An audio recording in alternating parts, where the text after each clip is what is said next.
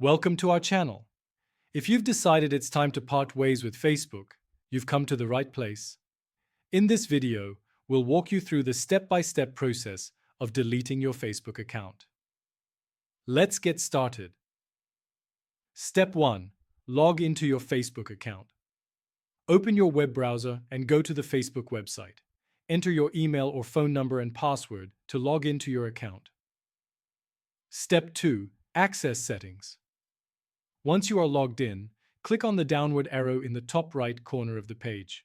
From the drop-down menu, select Settings and Privacy, and then click on Settings. Step 3. Navigate to your Facebook information. On the left sidebar, look for the Your Facebook Information tab. Click on it to access various options related to your account. Step 4. Deactivation and deletion. Within the Your Facebook Information section, you will see an option labeled Deactivation and Deletion. Click on it to proceed. Step 5. Choose Delete Account. You will have two options, Deactivate Account or Delete Account. Select Delete Account and then click on Continue to Account Deletion. Step 6. Review and confirm. Facebook will provide you with information about what happens when you delete your account. Take a moment to read through this information.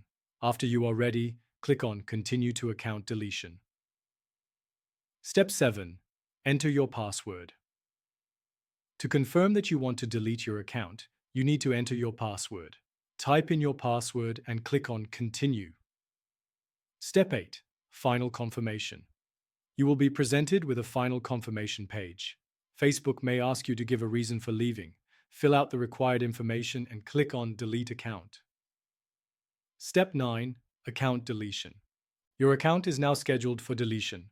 Facebook generally allows a 30-day grace period during which you can cancel the deletion if you change your mind. After this period, your account and all associated data will be permanently deleted. Thanks for watching. If you found this guide helpful, don't forget to like the video and subscribe to our channel for more useful content.